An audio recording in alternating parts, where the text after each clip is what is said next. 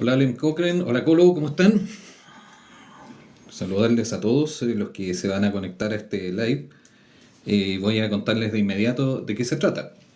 La semana pasada apareció un informe, una noticia, de que 23.000 profesores habían aproximadamente abandonado el sistema de educación. Hola Manuel Díaz, ¿cómo estás? Y esto provocó un verdadero remesón, un verdadero impacto entre las comunidades educativas, porque hay una contradicción. ¿Y la contradicción cuál es? Como si hay profesores que se han ido, faltan profesores. Porque por un lado se hace la noticia de que se fueron 23.000, pero por otro lado se habla del déficit de docentes. Entonces yo lo que les voy a explicar hoy es cómo funciona una carga horaria y cómo funciona una dotación docente. Y qué es lo que pasó en estos años y por qué ahora que están apretados, por qué ahora que están súper ajustados y que le están pidiendo, por ejemplo, a los servicios locales eh, ajustar las dotaciones y no contratar a nadie, ¿por qué están todos tan con el traste a dos manos? Si esa es la verdad. Les voy a contar un poco de historia, en realidad.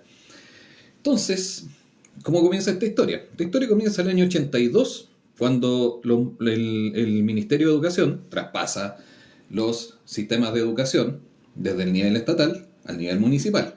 ¿Qué se generó ahí? Se generó la llamada y conocida deuda histórica. ¿Qué es la deuda histórica? Es la diferencia entre la remuneración que el profesor tenía en el sistema estatal respecto de lo que le empezaron a pagar los municipios, que era menor. Entonces ahí se generó una brecha, y esa brecha se conoce como deuda histórica. ¿Qué pasó después? Los municipios hicieron una formación estructural, una formación institucional, que fueron los departamentos de educación municipal. En algunos casos se hicieron los departamentos, se hicieron corporaciones municipales, que era un punto intermedio entre el DAEM y un colegio particular subvencionado, si es que uno lo quiere entender así. Pero, ¿qué pasó en el camino? La presencia de los alcaldes y de los concejales. ¿Por qué digo esto? Porque al final terminó siendo una situación en que lo voy a explicar con hartos ejemplos. Yo trabajé en sistemas de administración municipal, trabajé en DAEM. Entonces, ¿qué es lo que a uno le tocaba ver? Ah, y también hice por pega auditorías, auditorías de dotaciones. Entonces, ¿qué es la sobredotación? La sobredotación es cuando el número de horas contratadas de profesores supera las horas necesarias para cubrir el currículum escolar. ¿Ya? Y eso se calcula en horas cronológicas, en horas de tiempo de 60 minutos. ¿Por qué? Porque las horas de clases son de 45 minutos. Y esa es una... Hola Dani, ¿cómo estás? Dani Ceballos de Victoria. Espectacular. Entonces, ¿qué es lo que pasa? Los profesores empezaron además a tener diversas leyes de titularidad. Incluso hay una que se está discutiendo ahora en el Congreso. Y la titularidad es un fenómeno en el cual el profesor es muy difícil, es muy complejo que pueda ser sacado del sistema. ¿Ya? La titularidad casi se constituye en una inamovilidad. Lo único con lo que una titularidad puede terminar es con un sumario administrativo o con el fallecimiento, la renuncia del profesor. Entonces, ¿qué es lo que ocurre? Aquí hay varios fenómenos. El primero de ellos es la llamada por teléfono. ¿Qué quiero decir con esto? Uno trabaja en DAEM, por ejemplo, es como si estuviera sindicalizado. Sabes que en el fondo el colegio de profesores no es un actor estructural dentro de los colegios que sea relevante, pero sí en el fondo es la condición de titular o planta la que hace, y voy a explicarlo al tiro, la que hace que el profesor básicamente sea inamovible de su cargo, siempre y cuando el municipio no tenga recursos para poder eventualmente indemnizarlo. Pero ese es un primer paso. Y la otra forma de salir de la dotación es con una declaración de salud irrecuperable, que eso lo hace la Superintendencia de Seguridad Social, y es muy, muy extraño de ver. Entonces, asumiendo que los profesores no se pueden básicamente despedir, lo único que queda es sumar. ¿Y a qué me refiero con esto? Estoy trabajando yo en un DAEM X, eh, estoy trabajando yo en un departamento de educación X, eh, y de repente una llamada por teléfono. Cuando es algo importante te llama el alcalde o la alcaldesa. Si no, te llama el administrador municipal. El administrador que te dice, aló, don Héctor, por dar un ejemplo. ¿Sabe que hay una chiquilla que es profesora de educación física? ¿Ya? Y la mamá me ayudó en la campaña. ¿Ya? ¿Y qué quiere ya? ¿Y cuál es la idea? Yo sé cuál es la idea, pero uno tiene que igual tratar de conversar un poco. No, lo que pasa es que el alcalde quiere que le demos trabajo. Chuta, pero ¿y dónde? No sé, pues dígame usted si usted tiene, véale un cupito ahí, alguna coordinación, algo. Entonces, eso, el alcalde es tu superior jerárquico, es tu jefe. Entonces, es complejo decirle, oye, pero alcalde, ¿sabe qué? No puedo porque, chuta, es que ¿sabe qué? No, de ahí ya te están dando una orden. A todos los que se unen los saludo y también aprovecho de pedirles que vayan siguiendo esta cuentita modesta, humilde, donde comentamos el libro. Yo no me quería meter en estos temas, pero voy a hacerlo igual, porque sigo mucho el revuelo. Entonces te llama el alcalde y te deja la orden de que tú tienes que encontrarle una tarea. Si tú eres creativo, logras hacerlo. Alguna coordinación, generalmente se van a convivencia escolar o coordinación de extraescolar, porque se inventan cosas para poder justificar el cargo.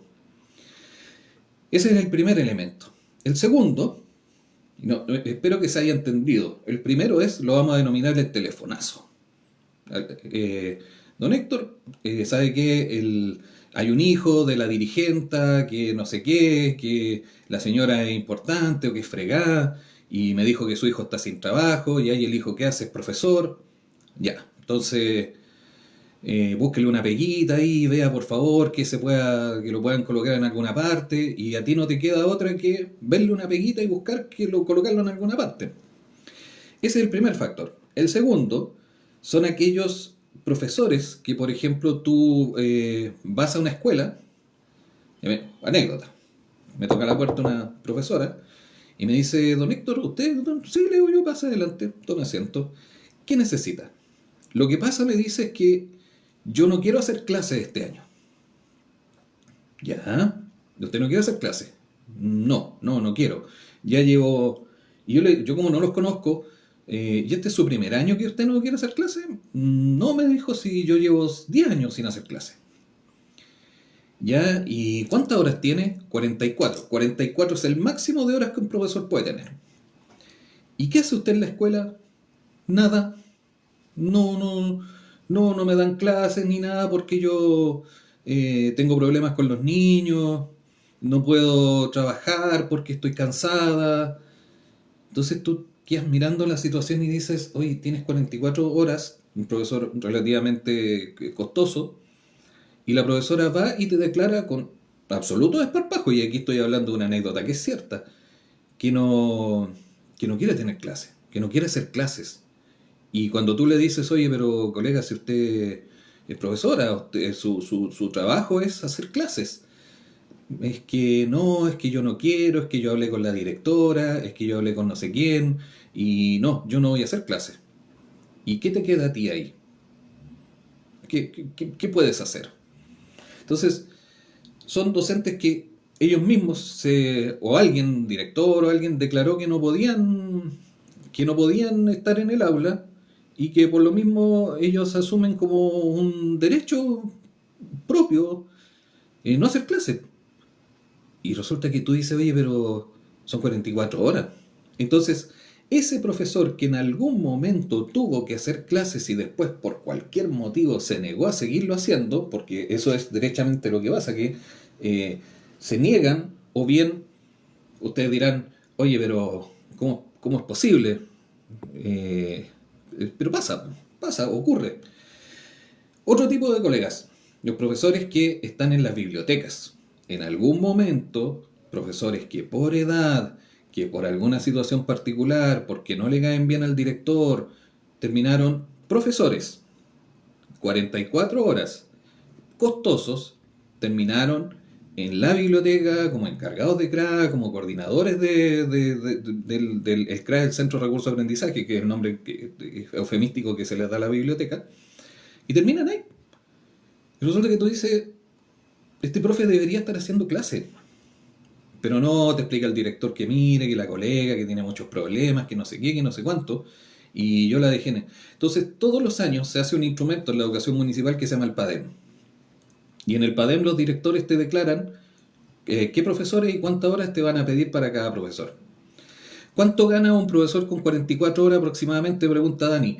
Va a depender, pero un profesor con 44 horas en tramo avanzado, con 15 bienios, y le explico al tiro esto, está sacando 1.600.000 líquido aproximadamente, con 44 horas, 10 bienios y un tramo profesional avanzado. Un profesor experto 2 con 44 horas y con un tramo profesional experto 2 con 44 horas y con 15 bienios está sacando 2.400.000, 2.500.000. Yo sé que alguno me va a comentar y me va a decir, pero ¿cómo es posible? ¿De dónde sacaste esos sueldos? Para ser profesor hay que estudiar en un instituto normal o puede ser un licenciado. Para ser profesor, tú tienes que estudiar en la universidad, ¿ya? Eso es lo que el estatuto docente reconoce como profesionales de la educación. Con 3.500 horas presenciales te reconocen como profesor. Una licenciatura es es un grado académico, no es un título profesional. Una licenciatura te habilita para poder seguir estudios posteriormente de magíster o posgrado. No, no es no es un título profesional. Tú no puedes decir, vengo a buscar trabajo de profesor, tengo una licenciatura. Y además que todos los que somos docentes hoy tenemos la licenciatura en educación, o la mayoría, que viene con el título. Entonces, ¿qué es lo que pasa? Profesores que no pueden estar en el aula por diversos motivos, en vez de salir del sistema. Pues yo no me meto en el bolsillo de nadie, pero cuando tú estás en la entidad que administra esto, eh, empiezas a darte cuenta que en una escuela pequeña, que tiene de prekinder a octavo, por darte un ejemplo, tú necesitas 400 horas para que la escuela funcione, incluyendo a los directivos y a los profesores, y estás pagando 600, 700. Y te empiezas a revisar, ¿dónde está la sobredotación? Estoy pagando más horas de las que necesito. Y resulta que ese profesor, que por cualquier motivo no pudo estar en el aula, le hacía clases a primero básico, ¿ya? Y en primero básico tenía 26 horas. Y como tenía 26 horas, pero ya por cualquier motivo no pudo hacer clases, lo mandan a la biblioteca, o queda de inspector, o lo colocan como directivo, y ocurre que esas 26 horas hay que hacer las clases. Y ahí llega un profesor nuevo en condición o calidad de contrata. La contrata es un nombramiento temporal, porque en el sistema público no se manejan contratos de trabajo, se manejan nombramientos. Y ese profesor, por ejemplo, tú le tienes que sumar 30 horas de nombramiento, y ya las 44 horas que tiene el otro colega que está en la biblioteca, inmediatamente te sobredotan el sistema. Y esos casos en escuelas pequeñas se dan, y también se dan en escuelas grandes. Y a nivel de los sistemas, yo recuerdo que a mí me tocó hacer una auditoría de dotación docente en una comuna acá de la Jessy Solar, los clásicos cambios de funciones. Exactamente, exactamente. Que deberían ser, ocupando el mismo mensaje de Jessy, cesación de funciones, son cambios. Y muchas veces ni siquiera se formalizan, ¿eh? Muchas veces ni siquiera te mandan un oficio y te dicen el profesor tanto. No. Tú llegas a la escuela y en la escuela te dicen, oye, no, es que, y este colega, no, es que él era el profesor de matemática, pero tiene un problema en la espalda, tiene, no sé, algo en las manos, o ya la garganta, y para no que tenga, y está teniendo problemas con los niños, y para que no tenga más problemas. Entonces, o derechamente hay otros colegas que no tienen ninguna función. Entonces, llegan los colegas nuevos, y ahí viene un punto, por ejemplo, para tomar la noticia. Llega un colega nuevo, que yo no digo que sea joven, digo que es nuevo en el sistema. Llega entusiasmado, con ganas, y de repente ve que un colega todos los días está en la sala de profesores tomando café. Y gana más plata que él, tiene más prestigio que él, y el gallo no hace nada. No hace nada. Si en las escuelas y en los liceos tenemos profesores que no hacen nada durante una parte importante de su jornada. ¿Por qué? Porque no se les puede desvincular. Entonces, ¿qué motivación va a tener un profesor nuevo de estar en un sistema donde no se reconoce la iniciativa, el incentivo, porque en el fondo el sistema no tiene esos estándares? Y aquí hay que dejar una cosa súper clara. Nuestro sistema de educación, el tema son los colegas que no se perfeccionan y tienen estudio de posgrado. Excelente ley. ¿Qué pasa con la confianza legítima? La confianza legítima recibió un golpe durísimo de la Corte Suprema hoy en día. Entonces creo que los lucas están mal pagados. Sí, pero hay una cosa, Noelia, perdón, es que los profes, hoy en día, por ejemplo, hay una aplicación que se llama Docente Pro, donde tú puedes, ya estando en la universidad, calcular cuánto vas a salir ganando, cuánto vas a quedar ganando.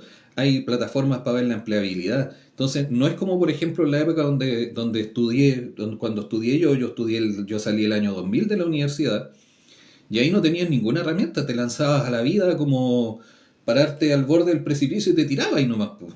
Tenías tu título y salías con la carpeta bajo el brazo a buscar pega. Hoy en día los chicos tienen muchas más posibilidades de informarse, tienen muchas más posibilidades de saber para poder tomar una decisión temprana.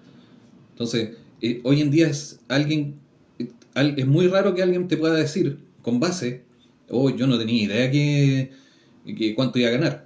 Y ahora, respecto al tema de la confianza legítima no es un criterio jurisdiccional, no es un criterio legal, es una interpretación que hizo la Contraloría bajo la dirección de Jorge Bermúdez. Entonces, la Corte Suprema hace poco falló un caso de confianza legítima, en donde básicamente lo que señala es que la confianza legítima no es un criterio jurídico, es una práctica, es un uso, pero que por lo tanto, como no es un criterio jurídico, no tiene categoría legal y por lo tanto tú no puedes colocarla por encima de otro. Y además, la confianza legítima que Bermúdez había citado en 2 años, ahora quedó en 5. Y no es que tú seas inamovible por la confianza legítima. El empleador, en este caso las municipalidades o los servicios estatales, si hacen un informe fundado, efectivamente puede proceder el despido. Entonces, la confianza legítima está viviendo momentos bien bajos en este instante, porque en el fondo lo que en algún momento ignorantemente se asumió como casi, pero yo tengo confianza legítima, a mí no me pueden hacer nada. Resulta que cuando los casos empezaron a dirimirse en tribunales, efectivamente la Corte Suprema hoy en día ya falló que la confianza legítima, primero, no es un criterio jurídico. Segundo, si se va a aplicar, tienen que tener mínimo 5 años, 5 años o más de continuidad en el empleo. Entonces, y además, si tú cumples con la confianza legítima, si hay una baja de los cursos o hay una baja en la matrícula que no justifica tu presencia, te pueden aplicar el despido igual. Entonces, ahí voy a un tercer punto. La matrícula municipal el año 90 o el año 2000 era del 50-60% de los niños en Chile estaban en una escuela municipal. Hoy en día la matrícula municipal no supera el 30%.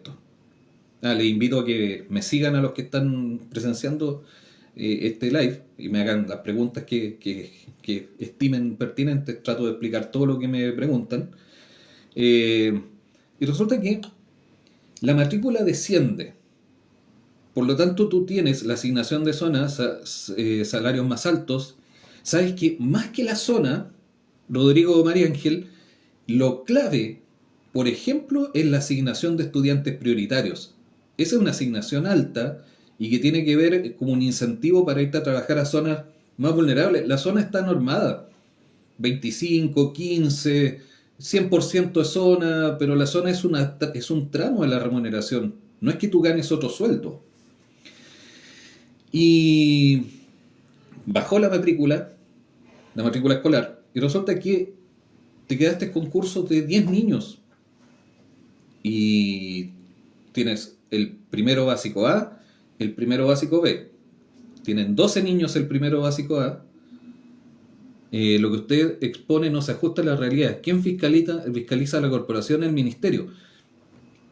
Superintendencia de Educación Escolar. Superintendencia de Educación Escolar que en vez de estarse preocupando de multar, debería hacer el pago. Acá en Chiloé parte desde el 40 y en lugares del archipiélago llega al 70 y al 90. Claro, la asignación porque están en una isla y en donde tú dices que llega al 70 y al 90 son las islas de las islas. Por ejemplo, en Quinchao, por ejemplo, en los lugares que tienen esa categoría. Entonces, se te bajó la matrícula. Quedaste con un curso de 12 niños y uno de 10. Ese curso perfectamente podría ser solo uno, pero resulta que por el nombramiento de los colegas, tú debes mantener, y si tú tomas la decisión de juntar ese curso, inmediatamente hay un colega que queda sin funciones. Entonces, es esa me gustaría que Roberto Llanedal me dijera qué es lo que estoy exponiendo que no se ajusta a la realidad. Eso no para debatir, no para discutir, sino que para saber qué cosa podría eventualmente corregir. Entonces, bajo esa figura, tú tienes la situación tienes la situación de que no realmente hay decisiones que debes tomar, pero es complejo para los directores tomarlas. Porque ¿cómo le digo yo a un colega? Y ahí también viene un tema y con esto voy a cerrar, porque que haya que ajustar las dotaciones, no es así. Yo soy de Antofagasta y me retiré porque me obligaron a dejar presente a los alumnos. Ah, bueno, pero es que ese es el tema de la asistencia, ese es otro tema que tiene que ver con el pago de la subvención, que lo voy a ver. Hola, señor Kaiser, yo voy a votar por usted. Yo no soy Johannes Kaiser. Pero bueno, qué bueno, Margaret, usted ejerza su derecho a votar. A ver, el Ministerio de Educación desde el año 2014 empezó a transferirle a los municipios un recurso que se llama el Fondo de Apoyo a la Educación Pública, el FAEP. ¿Cuál era el objetivo del Fondo de Apoyo a la Educación Pública? Era una cantidad cuantiosa de dinero para que los alcaldes normalizaran, ese fue el eufemismo que se ocupó, en las municipalidades, normalizar la dotación. Doy un ejemplo. Tengo 3 profesores esperando su plata del incentivo al retiro. ¿Qué hago yo? Hago el programa del FAEP y le pago con esa plata el incentivo al retiro a los profesores y ya libero 3 cargas horarias y voy normalizando. Tengo colegas que tienen horas excedentes, hago el informe de la dotación y me obligaron a pasar a todos los alumnos orden de UTP. Bueno, Roberto, las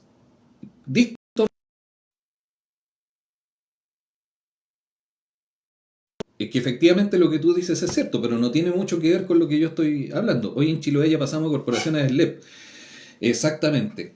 Entonces, y con esto no quiero defender a los SLEP. Ya yo creo que los SLEP son peor que los DAEM. Yo creo que es una política pública muy, muy deficiente. Pero los municipios dispusieron de recursos para normalizar lo más cercano posible a las dotaciones. Tuvieron esa plata. Por último, para llegar cerca de lo que. Por último, para llegar cerca de lo que tenían que estar. Pero no lo hicieron. Y ahí faltó supervisión del ministerio para poder hacer un seguimiento mejor respecto del uso de esta plata. Al final, el FAEP se transformó en una compra de vehículos, un tremendo negocio para los vendedores de furgones escolares y para incorporar más personal, que en el fondo era un contrasentido total. Entonces, ahora los SLEP asumen con tremendos déficits, porque en el fondo el costo de personal es el más cuantioso, es el más grande, el gran problema de los municipios era que no están, bueno, podrían haberse puesto al día con la plata del FAEP y no lo hicieron. Y el otro gran problema de los municipios es que al final en varios municipios de Chilote estaba la escoba, sí, bueno, Ancud, Rodrigo, es el ejemplo clásico de una municipalidad que se ha manejado mal, pues. Porque a los títulos de técnico lo bajaron a técnico mando medio, negocio para los institutos. Porque técnico nivel medio es lo que viene después del técnico que te sale del liceo técnico profesional, Roberto. Entonces, habiendo podido ocupar la plata en un fin que era regularizar lo más posible la situación de los sistemas financieros de los DAEM, no lo hicieron. Y además, quiero decir algo, muy pocas personas hoy en Chile, y lo digo responsablemente, saben hacer una buena auditoría de dotación docente, porque es un proceso complejo. Yo no digo que me esté carteleando, pero yo lo sé hacer, por eso digo. Y ahora recién, con muchísimo esfuerzo, están logrando saber las municipalidades que tienen que traspasarle a los SLEP cuántas horas tiene un profesor, pero hay un detalle. Estudié en la Ursulina, a mucha honra. Claro, los años del Tata. Claro, no sé, el Tata. Bien, entonces, el tema es que por un negocio redondo para los empresarios de la educación, es una mafia prácticamente. Sí, sí, pero fíjate que la supuesta consigna, Roberto, del fin al lucro, al final siguieron lucrando igual. Fue solo una consigna. Entonces, se detectaron comentarios reportados con la comunidad. Sí, pues hay que filtrarlo eso.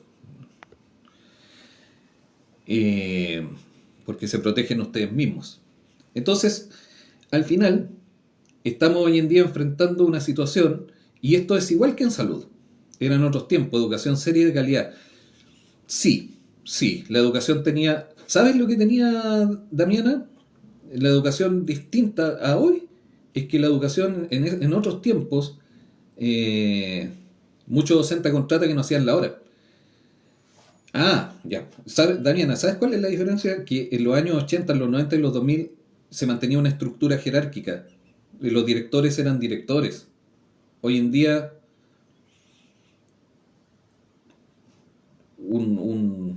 el sistema como se volvió horizontal, democrático, asambleísta, director con suerte, ¿ah?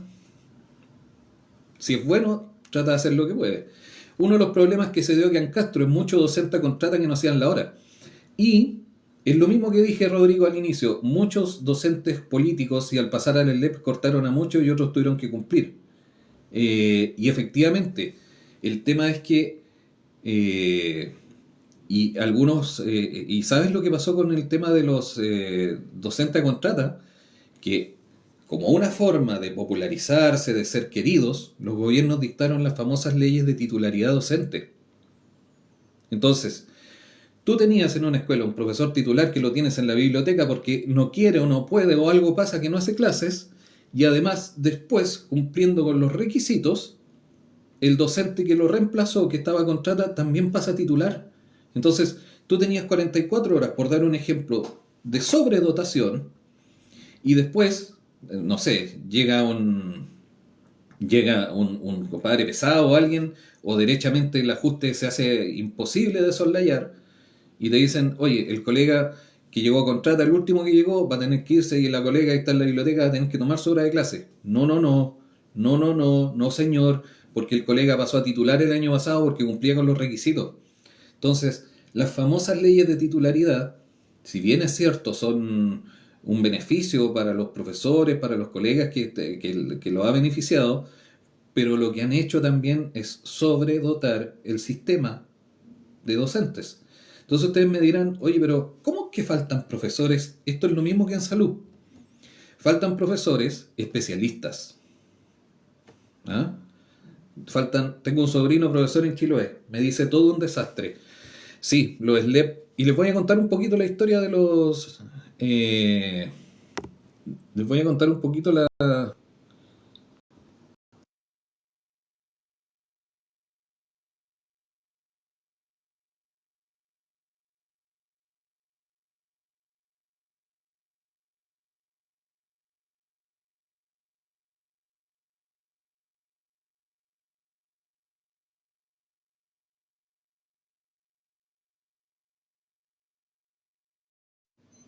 Entonces, ¿cuál era la idea original? Eh, ¿Cuál era la idea original? Reemplazar los DAEM y las corporaciones y en el fondo desalcalinizarlos, desconcejalizarlos. ¿Y qué pasó? Que ocurre que para eso el proyecto original del año 2008, eh, el proyecto original del año 2008 lo que decía era que vamos a reemplazar los DAEM por oficinas locales de educación, es decir, el mismo DAEM, pero ya con un gerente o con un encargado dependiente de un servicio nacional. Muchas gracias, Damiana. Gracias. Eso, por un servicio nacional,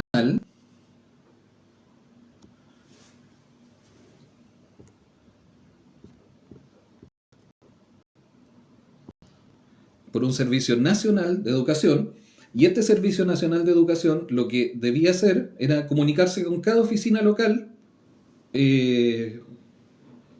oficina local para administrar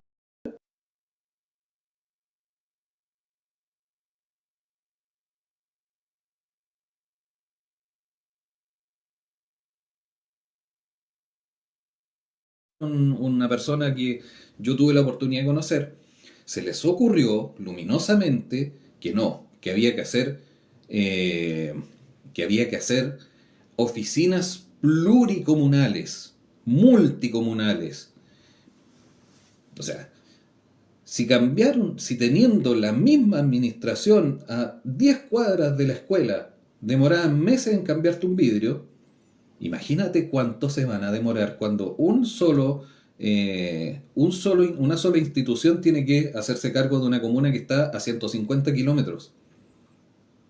¿Cómo? Entonces, esa idea de hacer servicios pluricomunales o multicomunales o supraterritoriales, que son conceptos que les gusta ocupar, estaba condenada al fracaso desde un inicio. Porque además, y esto lo digo responsablemente también, gente con habilidades gerenciales en educación, no es que, o sea, las pegas que yo estoy mencionando se aprenden, pero resulta que los directivos en educación, y ahí viene otro tema también, pasan por, de repente te nombran un jefe de ADEM porque trabajó en la campaña del alcalde, o te nombran un jefe de técnico comunal porque trabajó en la campaña de la alcaldesa. Y eso, y el tema igual es complejo, si no es fácil, hay que ver hartos asuntos, entonces, claro, después te aparecen problemas. Y quiero referirme en el último punto al tema de las destituciones por las licencias. Yo entiendo que hay procesos que han terminado en destituciones, pero yo creo que eso va a terminar en la justicia y los profes van a tener que volver. En el caso de los profesores y de los trabajadores en general, yo creo que están tomando decisiones un poquito apresuradas por la presión y yo creo que esos profesores van a regresar. Hay que ver las causales de los cargos que les levantaron, pero a mí me da la sensación de que el debido proceso en este caso no está teniendo mucho... O sea, yo no estoy defendiendo a los colegas que viajaron con licencia, lo que estoy hablando es del ámbito procesal, del ámbito del proceso en sí. De lo que estoy hablando es de el ámbito en particular de cómo se hicieron los sumarios. Y los sumarios, el sumario es un proceso complejo, es un proceso que tiene etapas, en donde la presunción de inocencia funciona. Entonces ese tema suena rimbombante y grandilocuente. 17 profesores expulsados por viajar con licencias médicas falsas. ¿Ya? Yo te puedo asegurar que esos 17 por lo menos una parte va a volver. Porque hay que ver los cargos. Y la gente en una de esas te hace descargos buenos. Y porque a ti te dice el alcalde, no, hay que echarlo a todos. Los municipios no se caracterizan por ser instancias muy rigurosas a la hora de tomar algunos procedimientos. Entonces, y especialmente ahora que lo están apurando, que lo están presionando a la Contraloría para que puedan terminar con los sumarios rápidamente. Así que eso. O sea, espero haberles explicado cómo funciona este asunto. Espero que se haya entendido la idea. Les invito a seguir también a ver los videos que subo porque este es un live que hago del tema de educación en el que yo trabajo, pero la cuenta es para comentar libros. Entonces les invito también a ver los videos, a dejarles me gusta, a dejar comentarios y a seguir este modesto esfuerzo que en el fondo tiene como una idea informativa. Así que gracias y nos vemos, cuídense.